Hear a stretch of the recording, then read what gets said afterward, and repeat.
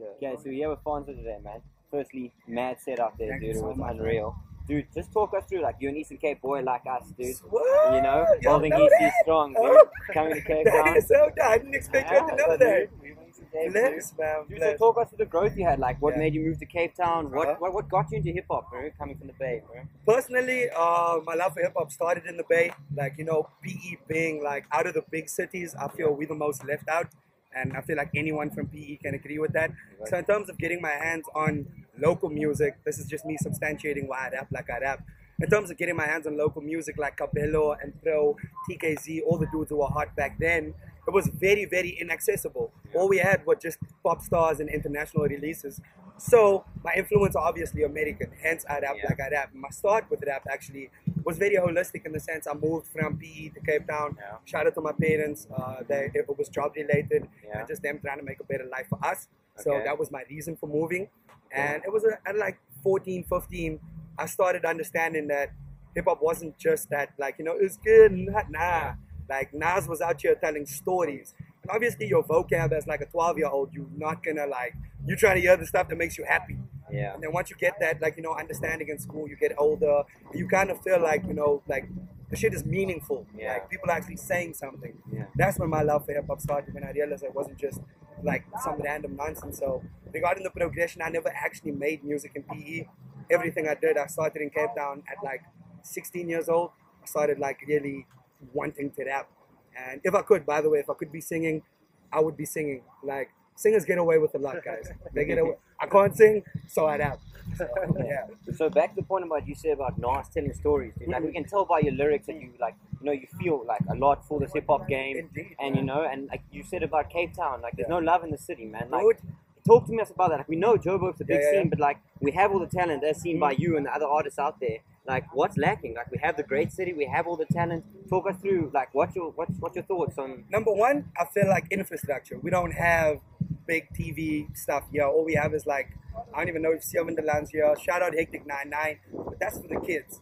Like, you know, for us as hip hop fans, we don't have a genuine platform where we can get our stuff out. If we want to get our stuff out, we got to email Channel O. Who's Channel O rather going to accept? The guy coming there with the actual physical tape saying, yo, this is me, can you please play my music? Or the guy emailing from Cape Town.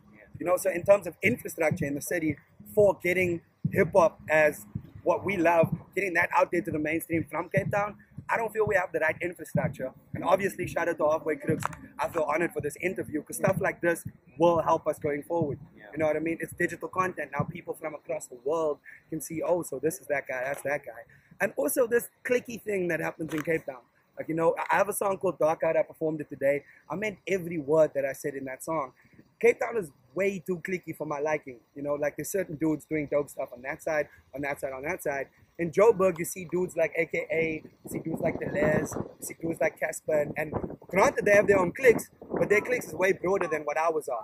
Like, you know, it's a lot of talented people that come together and put on their clique, you know, and that might sound contradictory, but I feel like in Cape Town, it's literally one dope dude and his friends, another dope dude and his friends, another dope dude and his friends. Yeah, it's and almost like we need to help each other build a seed. There's no way we're gonna get anywhere else if the unity is not there. Yeah. And that's the point when I want people to listen to Dark Out and not think of me as like, you know, shitting on the whole scene.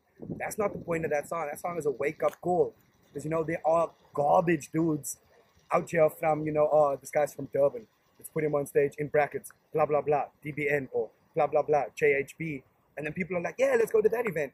Let it be an all Cape Town lineup, then what happens? Exactly. You know what I mean?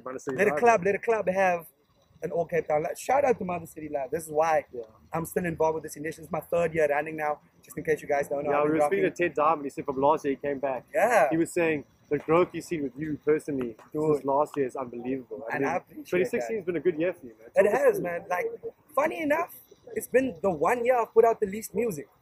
I've been putting out music consistently since 2011. I'm talking like at least a project a year, if not enough songs to make up the project, you know, whether it's covers, freestyles, whatever. Just putting it out. This year I put out like 3 songs and a lot of dope stuff has happened, you know, and shout out to the clique for that.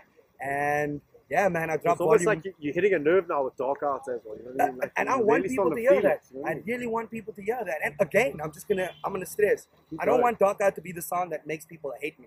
I want Dark Out to be the song people listen to and are like, yo, this homie's right, man. Like maybe there needs to be a shift in the city. Yeah, for us personally, like I feel like you literally preach right to the heart because we're Dude. feeling exactly what you're saying. It's Yeah, almost man. like you're putting into words what everyone who's passionate about hip hop in the city Dude. is feeling.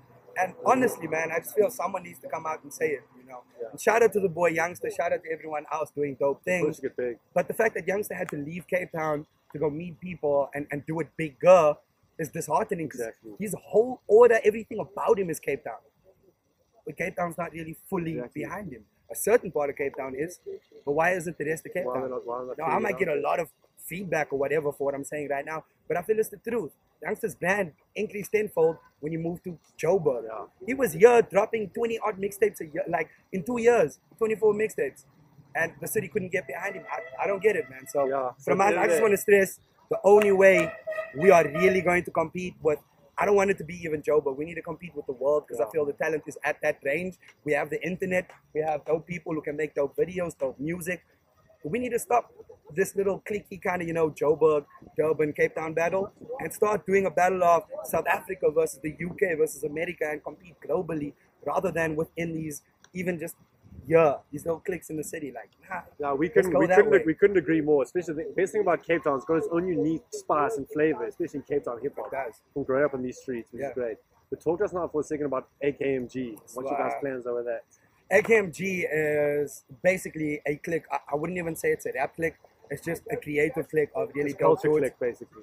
Founded by Ayanda Mguduka and Kurt Gilbert. Kurt being a super dope producer. We have our own in-house engineer. His name's Alvin Quirk. He has a company There named he is, Reversed there. Sound. Check that company out. And the artists are me, Babyface Johnson, and a guy named Cat Daddy. Shout out Cat Daddy. He can't be here today. Yeah, he's fine. But yeah, man, I just feel like the way we came together was so organic. Like, you know, like I said, again, let's run back to the fact that I was talking about clicks. I never had a click. All I had was my dude, Official Yudi. Follow him on Twitter. All I had was my dude helping me making beats. I was recording my own stuff.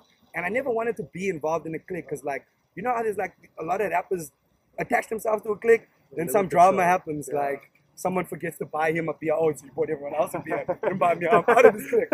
So for that reason, for those petty things, I didn't want to associate myself with the clique. But when I saw how passionate everyone was in their own right, Eldon at mastering, Kurt at making beats, everyone else, I couldn't help but not align myself It just with these breathes. people. It just breathes. So more, all I'm like, gonna say pushes is the Babyface has a project coming out. Cat Daddy has a project coming out. I'm dropping next week.